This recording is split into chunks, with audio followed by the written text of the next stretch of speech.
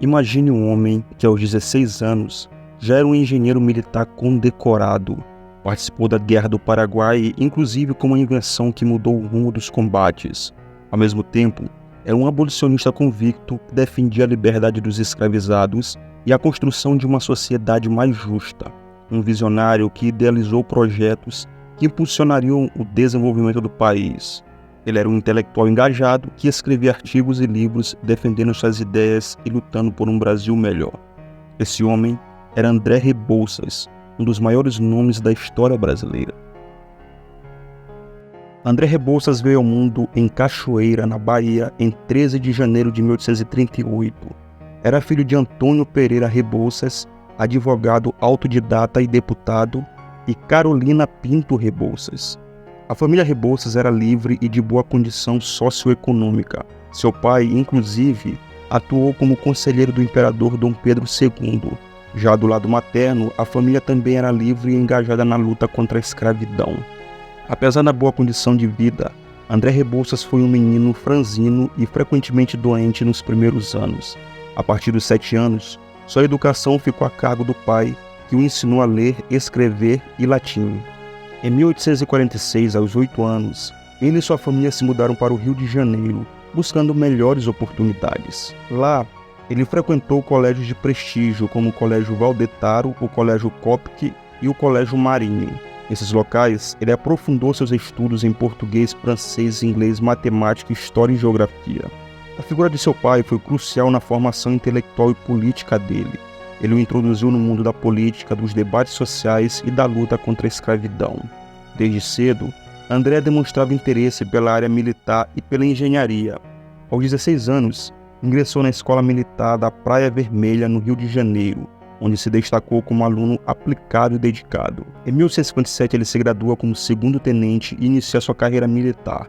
Logo em seguida, ingressa na Escola Central, onde aprofunda seus estudos em engenharia militar. André se destacou como engenheiro militar durante a Guerra do Paraguai. Ele atuou na construção de pontes, fortificações e trincheiras, além de liderar missões de reconhecimento e ataques estratégicos. Por sua atuação nessa guerra, ele foi promovido a capitão e condecorado com a Medalha da Campanha do Paraguai e a Ordem do Cruzeiro do Sul. Essas vivências na Guerra do Paraguai marcaram profundamente André. Ele presenciou de perto os horrores da guerra, incluindo a escravidão a que eram submetidos os paraguaios. O contato com a realidade da escravidão durante a guerra intensificou o sentimento abolicionista em Rebouças. A partir dessa experiência, ele se engajou ainda mais na luta pela abolição da escravidão no Brasil. A guerra também representou um período de perdas para Rebouças. Seu irmão mais novo, José do Nascimento Rebouças, faleceu durante o conflito. Rebouças foi um dos principais nomes da engenharia brasileira do século XIX. Ele se destacou por sua criatividade, ousadia e capacidade de solucionar problemas complexos. Entre suas obras mais importantes estão a construção da primeira ferrovia do Brasil, que ligava o Rio de Janeiro a Petrópolis, e a idealização da Estrada de Ferro Central do Brasil, um dos maiores projetos de infraestrutura da época. Ele era um visionário que reconhecia a importância da engenharia para o desenvolvimento do país, defendia a modernização do Brasil e a construção da infraestrutura como ferramentas para o progresso social e econômico. A partir da década de 1870, ele se engajou ativamente na luta contra a escravidão, utilizando sua voz e influência para defender a abolição. Em 1883, Rebouças cofundou a Sociedade Brasileira contra a Escravidão ao lado de Joaquim Nabuco e José do Patrocínio. Essa organização foi fundamental para a mobilização da sociedade civil em prol da abolição. Ele também participou ativamente da Confederação Abolicionista, uma rede de entidades que lutavam pela abolição da escravidão em todo o Brasil. Em 1888, ele escreveu o panfleto O Escravo, um dos mais importantes textos abolicionistas brasileiros. Nele, ele argumentava contra a escravidão por motivos morais, econômicos e sociais. Entre setembro de 1882 e fevereiro de 1883, ele permaneceu na Europa, retornando ao Brasil para dar continuidade à campanha pela abolição da escravatura.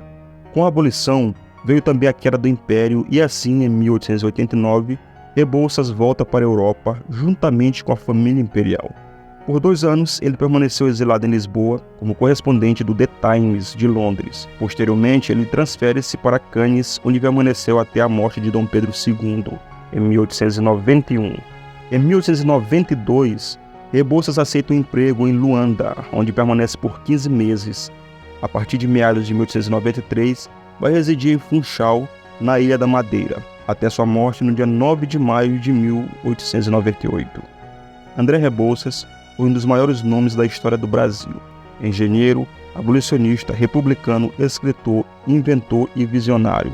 Ele se destacou por sua inteligência, bravura, criatividade e compromisso com a justiça social. Sua obra e seu pensamento inovador continuam a inspirar gerações de brasileiros.